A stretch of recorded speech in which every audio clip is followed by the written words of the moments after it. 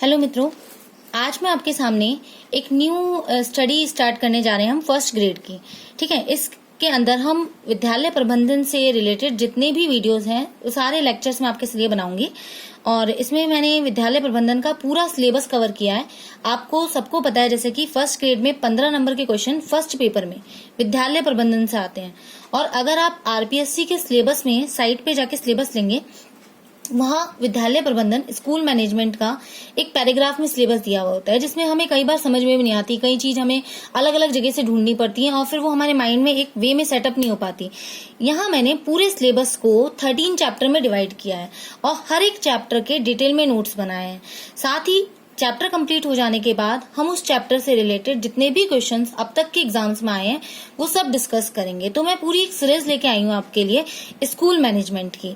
इसी सीरीज में पहला जो इस सीरीज का मेरा ये वीडियो है, इस वीडियो में हम सिर्फ और सिर्फ स्कूल मैनेजमेंट के सिलेबस को डिस्कस करेंगे कि स्कूल मैनेजमेंट को का सिलेबस कितना है, क्या विस्तार से उसका सिलेबस है और यहाँ हम उस सिलेबस को मैं किस किस चैप्टर में मैं क्या क्या पढ़ाने वाली हूँ आगे वाले वीडियोस में, वो हम पूरा ध्यान से देखेंगे। ठीक है, अगर वीडियो से रिलेटेड आपको कोई भी क्वेरी हो, कोई क्वेश्चन आपको पूछना हो तो आप बाद में कमेंट बॉक्स में लिख सकते हैं, मैं उसका रिप्लाई आपको जरूर दूंगी। ठीक है, अब इसी कड़ी के अंतर्गत यहाँ पहला जो चैप्टर मैंने इसका बनाया है वो है विशिष्ट प्रकार के विद्यालय यानी स्पेशल टाइप के स्कूल्स।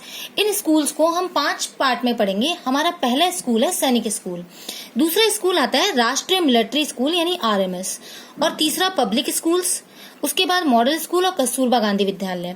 अब मॉडल स्कूल और कस्तूरबा गांधी विद्यालय जो हैं वो एजुकेशन बैकवर्ड ब्लॉक्स के लिए हैं, यानी कि शैक्षिक दृष्टि से जो पिछड़े स्तर के खंड होते हैं उनके लिए बनाए गए हैं।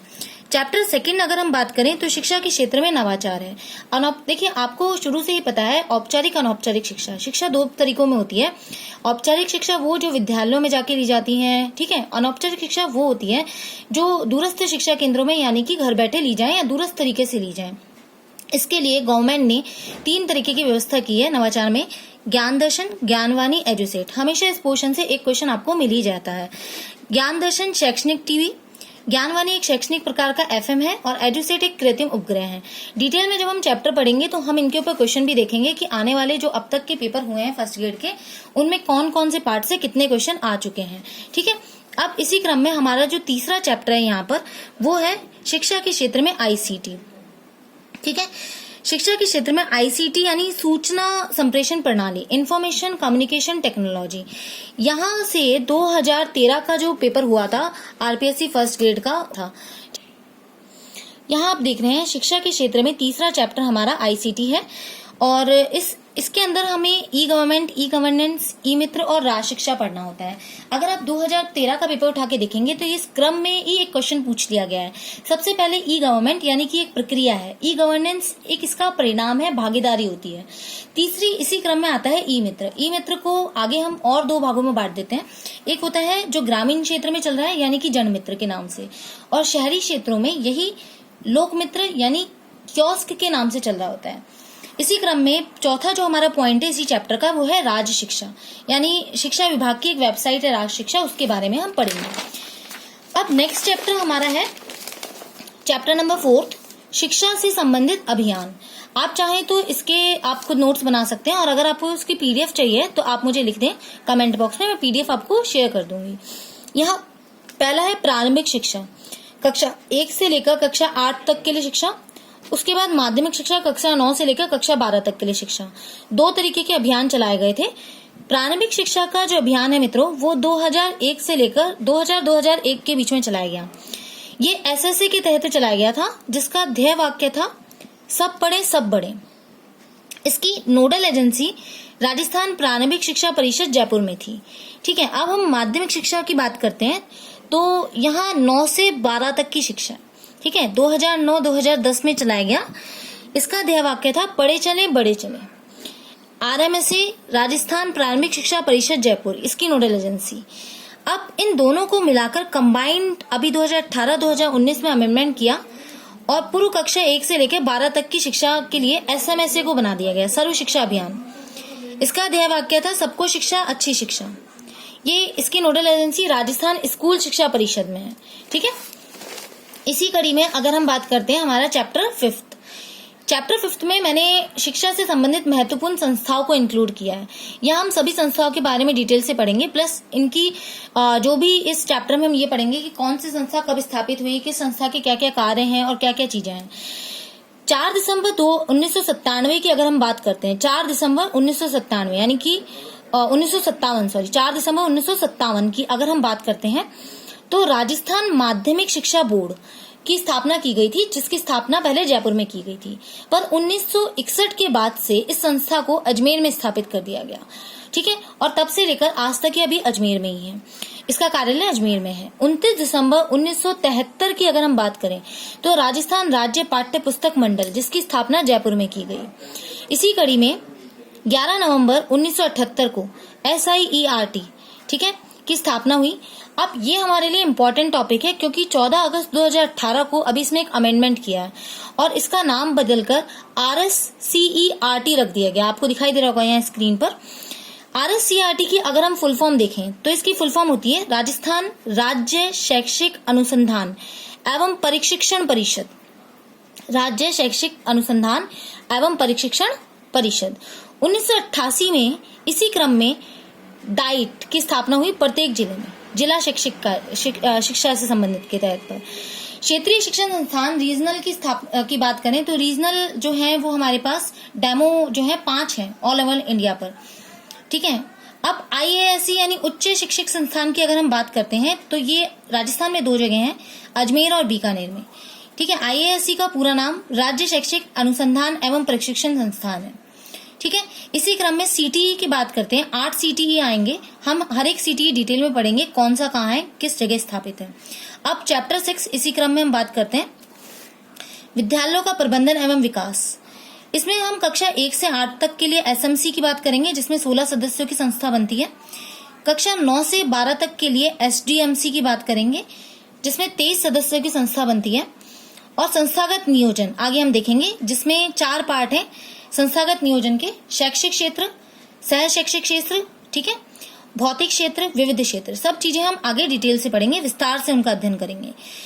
चौथा पॉइंट, हम शाला मानचित्र भी इसी चैप्टर के अंदर देखेंगे। इसी कड़ी में नेक्स्ट चैप्टर है मित्रों हमारा चैप्टर 7, शिक्षा से संबंधित सूचना प्रणाली। ठीक है मित्रों, प्रारंभिक शिक्षा 1 से 8 तक की शिक्षा, इसके लिए डाइस की स्थापना की जाती है। ठीक है, और माध्यमिक शिक्षा में 9 से 12 तक के लिए SEMIS की स्थापना की गई है। इनकी सबकी फुल फॉर्म हम पढ़ेंगे अभी।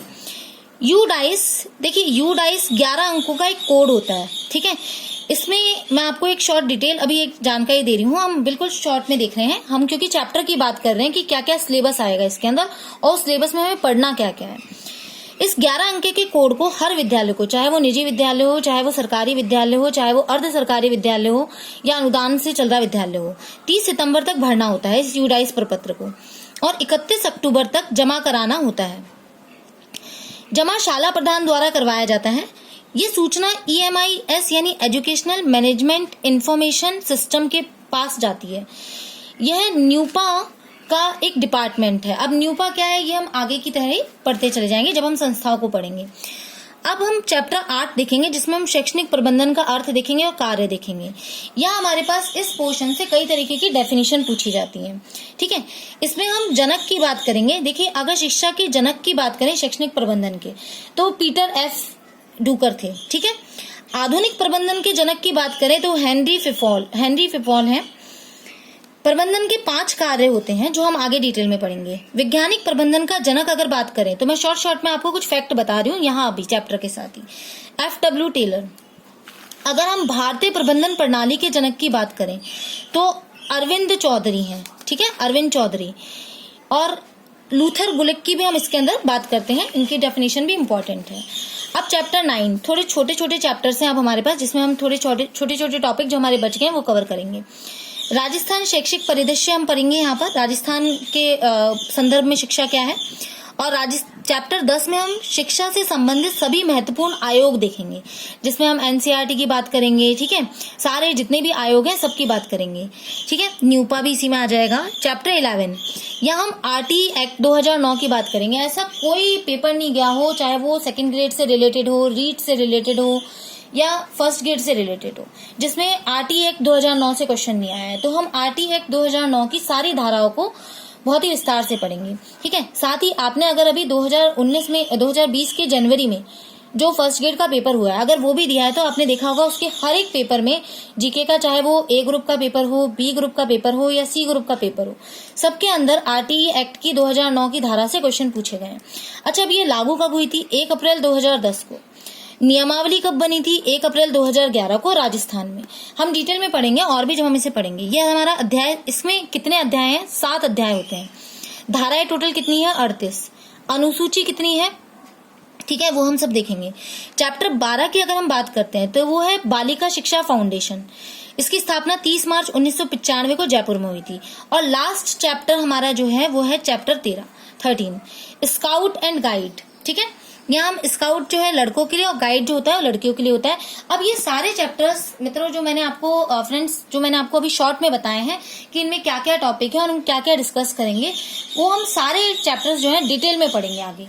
ठीक है, और अगर आपको इस वीडियो से रिलेटेड कोई भी क्वेरी हो तो आप मुझे लिख सकते हैं कमेंट बॉक्स में, मैं आपका रिप्लाई दूंगी। साथ ही आप आगे बने रहें इसी कड़ी में। मैं हर एक चैप्टर, जैसे आज मैंने आपको सारे चैप्टर बताए कि टोटल चैप्टर कितने हैं और किस चैप्टर में हम क्या पढ़ेंगे।